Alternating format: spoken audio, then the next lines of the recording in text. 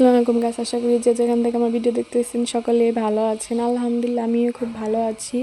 আবার একটা নতুন ব্লগ নিয়ে চলে আসলাম আপনাদের মাঝে। আজকে আমি রান্না করব এই যে ঢেঁড়স আর ডাটা আলু দিয়ে তেলাপিয়া মাছ, আর সাথে ডাটা শাক রান্না করব। ভাত চুলায় হইতেছে, এদিকে আমি এই যে তরকারি কেটে নিচ্ছি, কাঁচামরিচ পেঁয়াজ সব কিছু কেটে নিচ্ছি। আপনাদের কাছে শারমিনের ডেইলি ব্লগ কীরকম লাগে অবশ্যই আমাকে কমেন্ট করে বলবেন। সবাই আমার চ্যানেলটাকে সাবস্ক্রাইব করবেন, লাইক করবেন, শেয়ার করবেন, আমার পাশে থাকবেন। আমি যেন আমার সামনের দিকে এগিয়ে যেতে পারি, আমি আপনাদের পাশে থাকবো। যে মাছগুলো ধুয়ে নিয়ে এখন লবণ হলুদ মরিচের গুঁড়ো দিয়ে ভালো করে মাখিয়ে মাছগুলোকে আমি ভেজে নেব। এই যে কড়াইতে তেল দিয়ে তেলটা গরম হয়ে গেছে, এখন আমি মাছগুলো দিয়ে দিচ্ছি। সরিষার তেল রান্না করতেছি আজকে। দিকে আমার মাছ হইতেছে চুলায়, দিকে আমি সবজিগুলো ধুয়ে নিচ্ছি।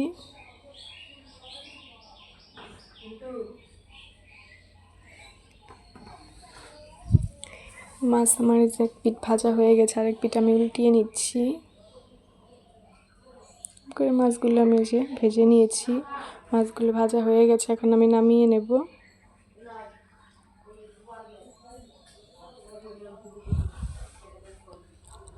কড়াইতে কাঁচামরিচ ফালি পেঁয়াজ কুচি দিয়ে ভালো করে ভাজা ভাজা করে নিচ্ছি। এর মধ্যে দিয়ে দিলাম একটু আদা জিরে বাটা, দিয়ে আমি ভালো করে যে তেলের সাথে মিশিয়ে নিচ্ছি। নিয়ে এখন মশলা কষানোর জন্য পানি দিয়ে দেব।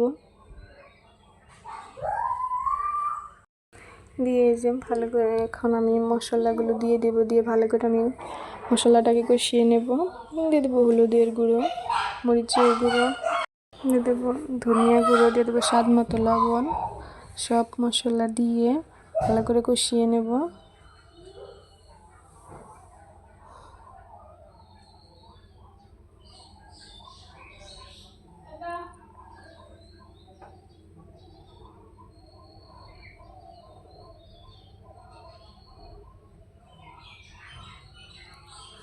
দেখুন মশলাটাকে ভালো করে কষিয়ে নিচ্ছি।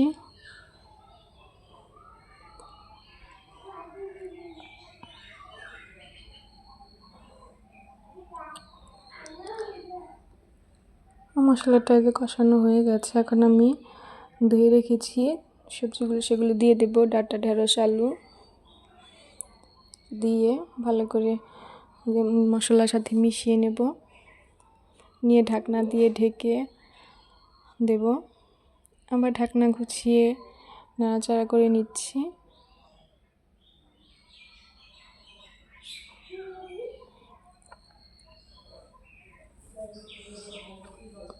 আবার ঢাকনা দিয়ে দেব। এরকম করে আমি বেশ কয়েকবার ঢাকনা দিয়ে ঢাকনা গুছিয়ে নাড়াচাড়া করে নিয়েছি।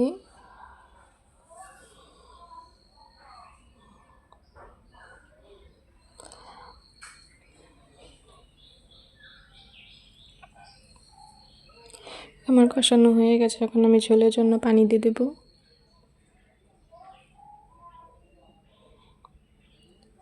ঝোলের জন্য পানি দিয়ে এখন আমি ঢাকনা দিয়ে ঢেকে দেব। এবার ঢাকনা গুছিয়ে নাড়াচাড়া করে নিচ্ছি।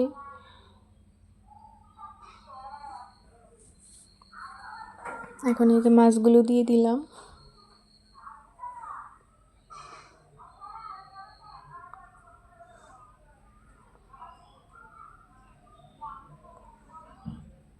দিয়ে যে নাড়াচাড়া করে নিচ্ছি। এরকম করে ঢাকনা দিয়ে ঢেকে দেবো। আবার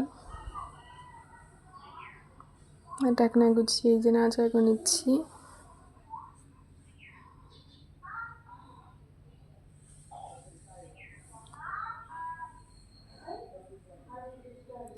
তরকারিটা রান্না হয়ে গেছে, এখন আমি নামিয়ে নেব। নামিয়ে নিয়ে এখন আমি যে কড়াইতে দিয়ে দিচ্ছি যে ডাঁটা শাক। লবণ দিয়ে আমি একটু ঢাকনা দিয়ে দিয়েছিলাম, কারণ শাকটা মানে উঁচা হয়ে আসছিল, প্রচুর নাড়া দেওয়া যাচ্ছিল না। এখন আমি যা ঢাকনা দিয়ে দেব না, এখন এরকম করে আমি নাড়াচাড়া করে নেব।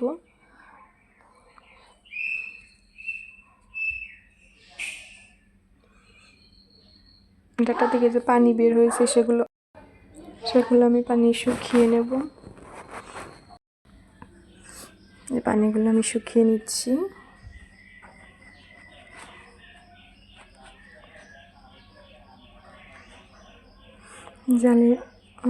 জাল দিয়ে আমি পানি একদম শুকিয়ে নিয়ে এখন এর মধ্যে দিয়ে দিয়েছি কাঁচামরিচ ফালি, পেঁয়াজ কুচি দিয়ে যে ভালো করে মিশিয়ে নিচ্ছি।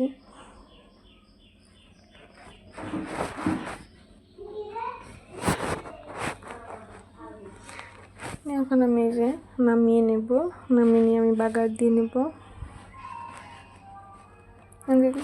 শাকের সাথে শুকনো মরিচ না হলে কি ভালো লাগে। ওখানে যে শুকনো মরিচ ভেজে নেব। কার কার কাছে শুকনো মরিচ দিয়ে শাক খেতে ভালো লাগে অবশ্যই আমাকে কমেন্ট করে বলবেন।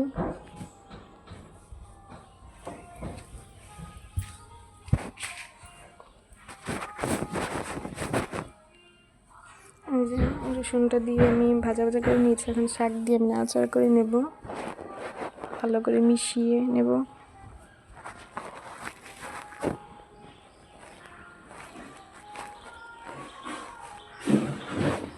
আমার শাকটা রান্না হয়ে গেছে, এখন আমি নামিয়ে নেব। দেখেন ফাইনাল লুক এরকম হয়েছে। কার কাছে কীরকম লেগেছে অবশ্যই আমাকে কমেন্ট করে বলবেন। আজকে পর্যন্তই, সবাই ভালো থাকবেন। আল্লাহ হাফেজ।